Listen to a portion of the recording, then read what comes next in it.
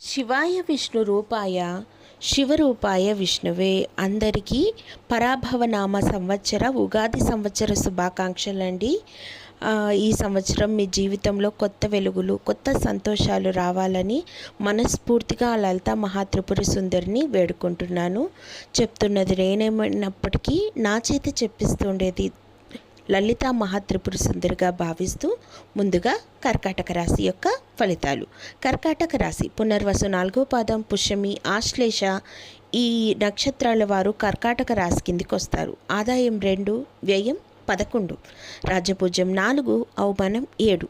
ఈ ఏడాదంతా భాగ్యస్థానంలో శనీశ్వరుడు, కుజ, బుధ, శుక్రులు బాగా అనుకూలంగా ఉండటం వల్ల ఉద్యోగ ఆర్థిక విషయాల్లో సమస్యలేవి ఉండకపోవచ్చు.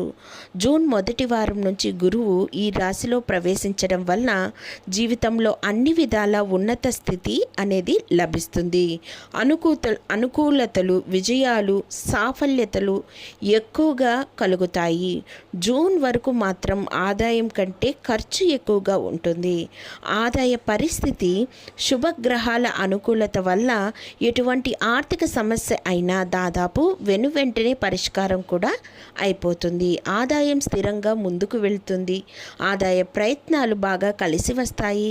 మొత్తం మీద ఈ ఏడాదంతా ఆదాయానికి, ఆరోగ్యానికి లోటు ఉండదు. షేర్లు, సెక్యులేషన్లు వంటివి బాగా లాభిస్తాయి. ఆర్థిక, వ్యక్తిగత సమస్యల నుంచి చాలా వరకు బయటపడతారు. అదనపు ఆదాయాన్ని దాచుకునే ప్రయత్నం చేయడం ఎంతైనా అవసరం.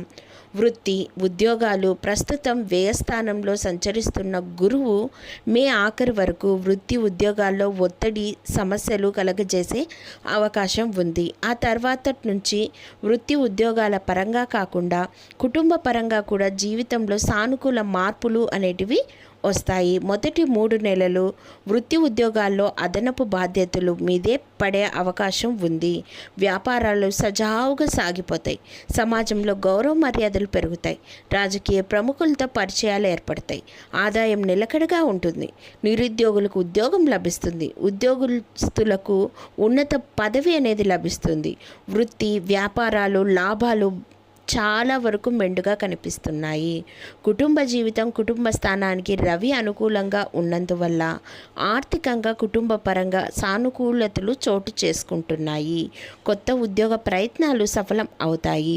నిరుద్యోగులకు బాగా దూర ప్రాంతంలో ఉద్యోగం లభించే అవకాశం కూడా కనిపిస్తుంది.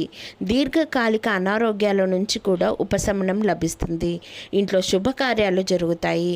ఎంతో ఉత్సాహంగా, ఉల్లాసంగా గడిపేస్తారు. దాంపత్య జీవితం ఉత్సాహంగా సాగిపోతుంది. విద్యార్థులు కొద్ది శ్రమతోనే ఉత్తమమైన ఫలితాలను సాధిస్తారు. ప్రేమ వ్యవహారాల్లో దూసుకెళ్ళిపోతారు. అలాగే ఈ సంవత్సరం అంతా మీరు చేసుకోవాల్సిన పరిహారం ఏమిటంటే, గురువులకు సంబంధించిన గురువారం రోజు మీకు నచ్చిన ఏ గురువైనా పర్వాలేదు, ఆ గురువు యొక్క పాదాలకి నమస్కారం చేసి శనగల మాలను సమర్పించి, అలాగే నానబెట్టిన శనగల్ని గోమాతకు తినిపించి పసుపు రంగు పువ్వులతో స్వామివారికి అర్చన చేసుకుంటే మీ జీవితంలో ఉన్నత స్థాయికి చాలా చాలా త్వరగా ఎదుగుతారు. మీకు ఏదైతే అడ్డంకిగా ఉందో ఆ అడ్డంకుల సత్వరమే ఆ గురువు అనేది తీర్చేస్తారు. ధన్యవాదములు.